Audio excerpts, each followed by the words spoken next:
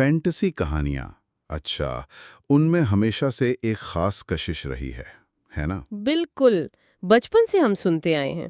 لیکن 21ویں صدی میں جو کچھ لکھا جا رہا ہے ہم وہ اس پوری صنف کو ایک نیا رنگ دے رہا ہے، ہم زیادہ گہرا، ہم کبھی کبھی چونکا دینے والا بھی۔ صحیح کہا۔ تو آج ہم کچھ ایسے ہی غیر معمولی، آپ کہہ لیں، جدید فینٹسی ناولز کا ایک جائزہ لیں گے۔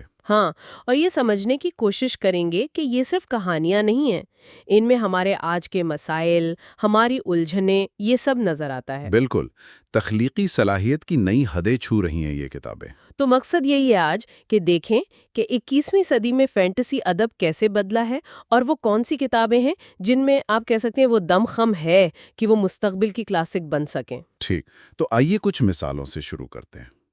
پہلی کتاب جو میرے ذہن میں آتی ہے وہ ہے گڈین دی نائنتھ۔ اوہ، زبردست انتخاب ہے۔ سوچئے، گوتھک ماحول لیکن خلا میں، ہاں۔ ساتھ میں سائنس فکشن، شاہی خاندانوں کی رقابتیں اور نیکرومینسی، یعنی مردوں سے کام لینے والا علم۔ اور کہانی کے مرکز میں دو بہت ہی غیر معمولی خواتین کردار ہیں۔ 9 سیاروں کا نظام، ایک جان لیوا آزمائش، مطلب یہ مکسچر ہی بڑا دلچسپ ہے۔ اصل میں اس کتاب کی خاص بات یہی ہے کہ کتنی بے باکی سے یہ مختلف جانرز کو، مطلب اصناف کو آپس میں ملاتی ہے۔ بالکل۔ آج کل کی فینٹسی میں آپ دیکھیں گی کہ سائنس فکشن، ہارر، فینٹسی، ان سب کی سرحدیں جیسے دھندلا رہی ہیں۔ ہاں، یہ میں نے بھی محسوس کیا ہے۔ اور گڈین دی نائنتھ صرف تاریخ یا آپ کہیں پرتشدد ہی نہیں ہے، اس میں ایک عجیب سی گہری قسم کی محبت اور وفاداری کی کہانی بھی چل رہی ہوتی ہے۔ اچھا۔ ہاں، یہ صرف چیزوں کو ملانا نہیں ہے بلکہ ان سے ایک بالکل نئی کیمسٹری بنانا ہے، یہ اس کی خوبصورتی ہے۔ واہ، اچھا، اس گوتھک سپیس اوپرا سے نکل کر اب ایک بالکل مختلف دنیا کی طرف چلتے ہیں، دی 5th سیزن۔ N.K. جیمیسن، کمال کی کتاب ہے۔ ہاں، یہاں زمین جو ہے وہ بار بار ماحولیاتی تباہی کا شکار ہوتی ہے، اسے وہ 5واں موسم کہتے ہیں۔ اور معاشرہ، وہ ایک بہت سخت ذات پات کے نظام میں جکڑا ہوا ہے، اور سب سے نچلی سطح پر ہیں اوروجنز۔ ہاں۔ یہ وہ لوگ ہیں جو زمین کی توانائی، مطلب زلزلے، موسم، ان چیزوں کو قابو کر سکتے ہیں۔ ایک ایسی صلاحیت جس کی معاشرے کو ضرورت بھی ہے۔ بالکل، ہم مگر وہ اس سے ڈرتا بھی ہے اور اسی لیے ان سے نفرت کرتا ہے۔ یہ کتاب پوسٹ اپوکلپٹک فینٹیسی کی ایک شاہکار مثال ہے۔ یعنی تباہی کے بعد کی دنیا۔ جی، یہ صرف ایک ٹوٹی ہوئی دنیا نہیں دکھاتی، بلکہ نسل پرستی، سماجی جبر، شناخت کا بحران، بقا کی جدوجہد، یہ بہت سنجیدہ اور حقیقی مسائل کو فینٹیسی کے پردے میں بیان کرتی ہے۔ اور یہ کمال ہے کہ ماحولیاتی تباہی صرف بیک گراؤنڈ نہیں ہے۔ نہیں، بالکل نہیں، اس سے براہ راست جبر کے نظام سے جوڑا گیا ہے، یعنی قدرت پر کنٹرول اور سماجی کنٹرول، جیسے ایک ہی سکے کے دو رخ ہوں۔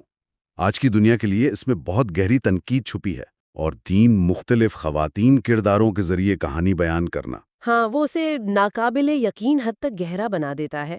ہر کردار کی اپنی جدوجہد ہے۔ زبردست۔ اچھا، اب ایک بالکل ہی مختلف زاویے سے دیکھتے ہیں، پیرینیسی۔ اوہو، پیرانیسی۔ اس کا تو تصور ہی اتنا انوکھا ہے نا؟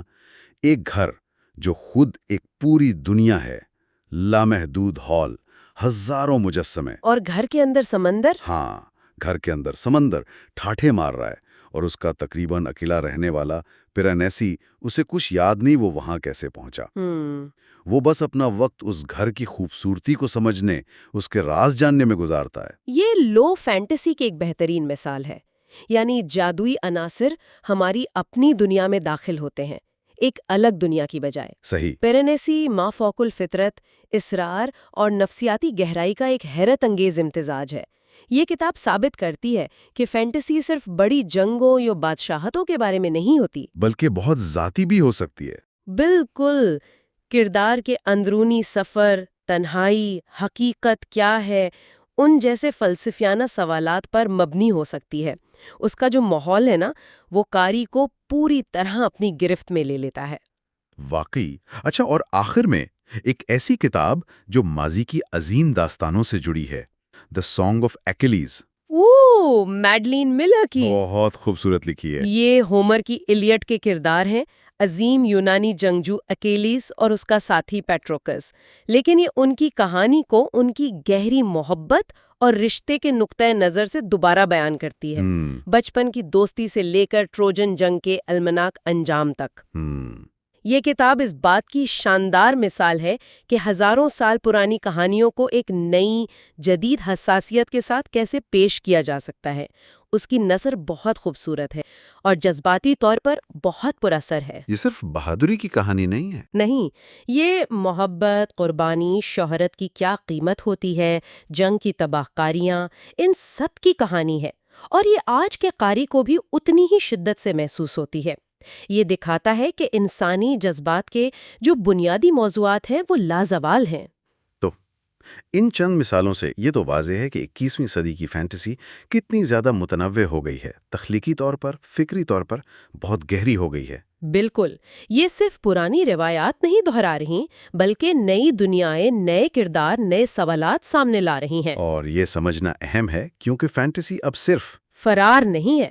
ہاں، یہ ایک ایسا طاقتور آئینہ بن چکی ہے جس میں ہم انسانی نفسیات کی پیچیدگیاں، معاشرتی ناانصافیاں اور وجود کے بڑے سوالات کا عکس دیکھ سکتے ہیں۔ ان کہانیوں اور ان کی کامیابی کو دیکھتے ہوئے یہ سوال تو ذہن میں آتا ہے کہ فینٹیسی ادب ہمیں مستقبل میں کن اندیکھی دنیاؤں اور کن نئے نظریات کی طرف لے جائے گا؟ اور شاید اس سے بھی بڑا سوال یہ ہے کہ وہ کیا چیز ہے جو کسی نئی کتاب کو صرف مشہور نہیں بناتی بلکہ وقت کی کسوٹی پر پورا اترنے والا جدید کلاسک بناتی ہے؟ یہ ایک دلچسپ سوال ہے۔ شاید اس کا جواب ہمیں آنے والی کہانیوں میں ہی ملے۔